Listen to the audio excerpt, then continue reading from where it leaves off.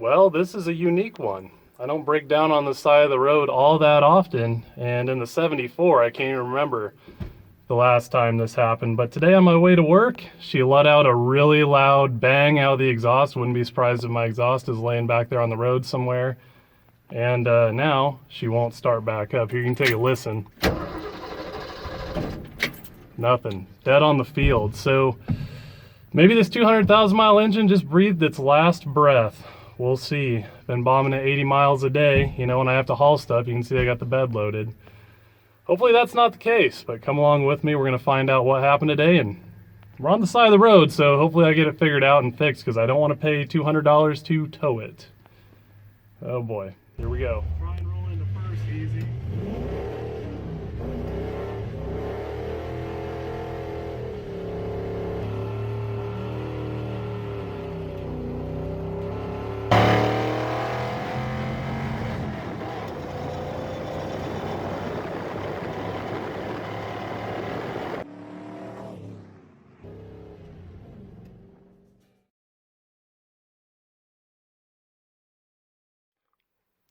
Just to look in here at the cab of the 74, she's good and T5 swapped. I did that some 10 years ago. Really makes an F100 with a small block Windsor pretty drivable, but this might be the end of the 302. You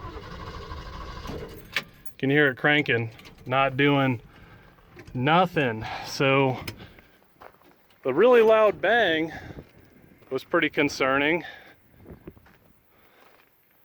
I don't know.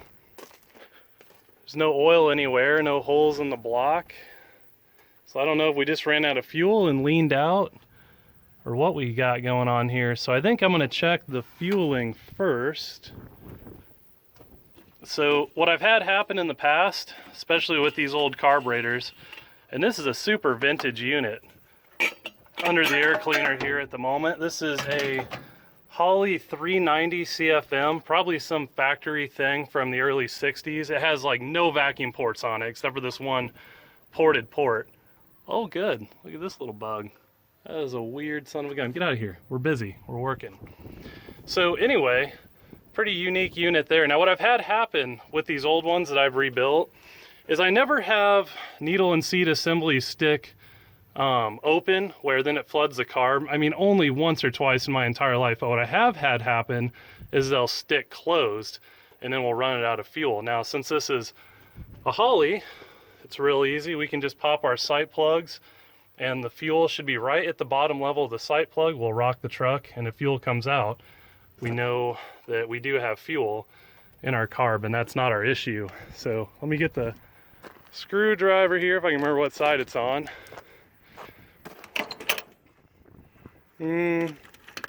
That'll work. Of course, this happens when you always have no tools with you, which is my scenario today. So hopefully my poor organization skills is going to lend itself nicely where I just have a bunch of tools that I didn't even know I had. That is a bent screwdriver. Nice unit. Okay. Pop this guy out. And it definitely has fuel. If anything, it sat here and heated up and percolated in the float bowl and expanded. So that's definitely good. So I don't think we have a fueling issue, and I can check my fuel pump. I got an electric fuel pump with a full return line on this guy. So you can hear the fuel pump back here. It's back under the tank. Got some Sketch-O-Matic 3000 rubber line going on. Our bypass regulator is showing plenty of pressure, so I don't think that's the issue. So the fuel comes up, goes into the carb. Whatever isn't used to maintain pressure on the carb is bypassed back to the gas tank. So a lot of folks get confused because my regulator is technically after the carb, but a bypass regulator and how it all works, that's just fine. Whatever isn't needed to maintain our pressure setting is just bypassed, so it's regulating good pressure to the carb, which is at 6.5 psi or whatever I have it at. So I think our fuel system is good. Shut this down. So maybe ignition, and then if not that, you know, I don't know, it could be bad. Could have a broken valve train item, which would be really not good. So let's jump in and test the ignition out. Back to the old toolbox here. So we're gonna need some wire, something to strip the wire with. That'll work better than using my teeth. Shampoo, if we get, I don't know why that's in here, no comment. So, ooh, do we have a spark plug wrench? Spark plug socket? Of course, like I said, I don't have my tools. I don't see one. That's unfortunate. We'll just get creative. Okay, so what I'm gonna do is I'm gonna test the coil. I'm gonna interrupt the ground and see if I can get an arc across, and that'll tell me that my coil is good and we're getting power to it. So everything from the keyed source all the way up to the coil would be at least good to that point on the ignition side. So, got the coil all rigged up here for testing out spark. Basically, we have an auxiliary lead wrapped to the negative side of our coil. Our key is on right now, so our coil should technically be hot. And then on our coil plug wire, we have a screwdriver. I wish I could find a spark plug wrench to use one of my spark plugs, but I couldn't. So we have a screwdriver in here, and basically that's gonna work as our spark plug to test this thing out. So basically with the key on, we're gonna drag this coil wire across a good ground. So, you know, our chassis here is all looped together and connected back to the battery through various grounds and whatnot. So you see it sparking here. So that's what we want to see. I don't know if I can do this with the cam here sitting on the radiator, maybe. So you can hear we're crossing our lead over here with a ground, and maybe I could even use the vacuum advance canister. It's not the best ground. Nope, it's a dirty piece of metal.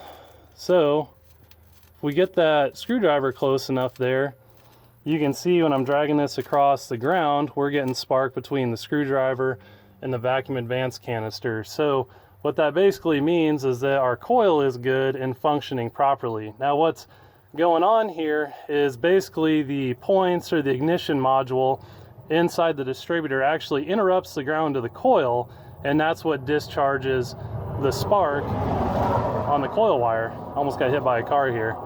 And so anyway, and then based on where your rotor's pointing as to what cylinder that spark is discharged to. So once again here, just take a look. We're interrupting the ground just like the ignition would. And you can see a spark in between the screwdriver and that vacuum advance canister. Not the best ground, but good enough to know that our coil is good. So at the moment, it's not looking super great. Our coil's good.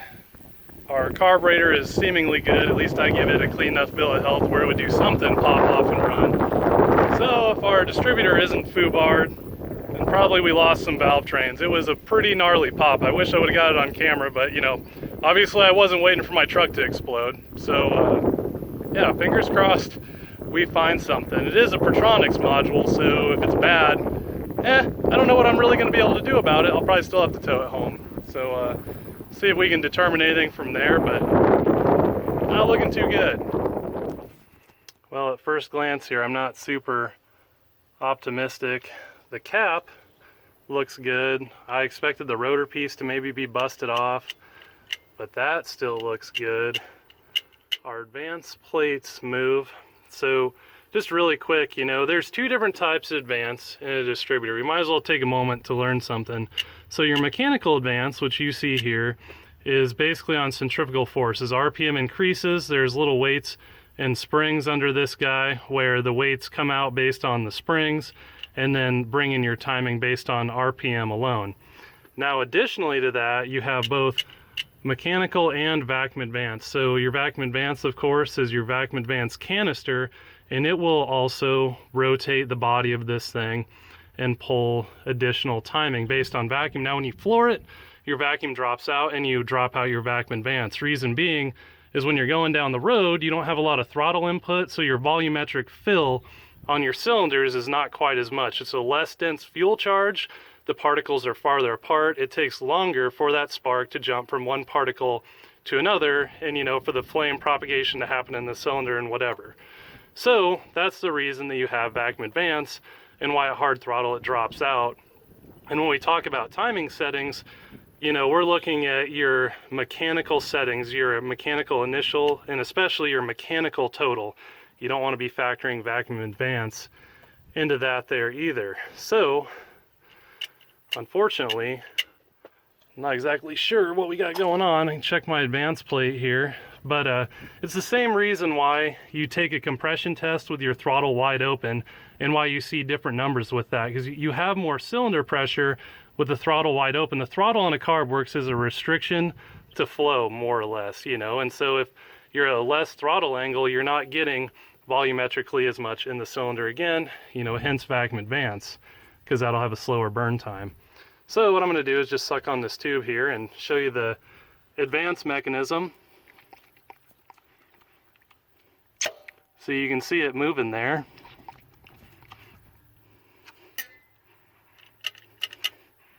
And you can see that they both work completely independent of each other. And check that out. I bet you I just found the problem. Check this guy out. Boop. Hey, there we go. Oh boy, that's awesome. So it looks like our vacuum advance plate, this little hole here is for the grounding strap for the ignition module. This must be isolated where it's not grounded to the engine, which makes sense because it's on a rotational piece there, and you can see the little ground screw. So I bet you our ignition module's been off this whole time. Super weird. Well, that was convenient. If I wasn't trying to teach you guys, might not have figured that out so fast, but you know, apparently we just cut ignition, or I'm hoping, fingers crossed, that didn't completely fry the module, because it sputtered and let out a big boom. You know, it didn't go all at once, so it might have still killed that module. But you know, again, the whole purpose of that module is based on the magnetic pickup here. It'll interrupt the ground to your ignition coil, which discharges the spark, and based on where this rotor again is pointing, you know, it'll send spark down to the appropriate cylinder. So anyway, we're gonna have to get a ground back on that guy, because that's not gonna work like that. So this is gonna devolve very quickly here. Taking a moment to strip some of my wire leads and made a little loop on this guy, and I'm gonna try and tie this inside of the distributor. Hopefully just the crappy or mildly crappy, I don't know if it's crappy or not. There's just a hole where I can slide this wire through, and then I'll just take it to a ground somewhere else on the engine. Oh boy, this is gonna get real banjo picking stupid. Oh boy, this is very shameful. I almost regret showing this on camera. This is definitely the Banjo Pick-O-Matic 3000 going on here. But we've hooked into our ground very sketchily, coming out this nice little hole in the distributor, which probably doesn't do too well if you go through a puddle of water, but for us, for this purpose, it works pretty good. And then I think I got a little loop in it here. I need to unbolt my little carburetor return spring here, and I think I can get a good ground there and we'll be okay. Fingers crossed that the module isn't toast. It might have burned it up, but I've seen a lot of folks where they'll hook these two leads off these modules directly to power and ground, and actually the module again is grounded through the body. So the power, you know, just goes to a switched 12-volt source, which is your red, but the ground is actually that interrupted source controlled by the module, which is on the negative side of your coil here, you know, so it can do distributor and ignition things. So with that, I don't even think I have a 1/2-inch wrench. Usually I have this nice, I shouldn't say nice, little tool set. It's like a 1/2 inch at 12 or 13, I don't know. I only use, you know, we went to the moon units, not these guys. So anyway, Freedom units only. Can I do this with one hand? Kind of doubt it. Okay, Uncle Luke's gonna put the camera down and get this all done and plugged in there. It's probably as sketchy as I can possibly do it. All right, so that's the big sketch. Super sketchy, but I think that wire, as long as it doesn't get bound up in there, which it seems to move freely enough. The advance plate, of course, doesn't spin. The rotor does, so it shouldn't go too far, but it still has to advance with our vacuum advance. So that looks okay, at least to get me down the road. Got a ground going on back there. Also, side note, I do not ever recommend doing your return springs like this, where if you're pulling from the same direction as your throttle cable, you'll wear out your throttle bore, I guess, bushing area. So it's always a good idea to have your spring opposing your throttle, but wasn't really an option on this one. And I'm no stranger to doing throttle shaft bushings. So all that aside, I think we're good. You can see how that wouldn't lend itself very nicely. That's the one thing about Fords, you know, you go through a puddle and then the water just goes right into the distributor. Not a good deal.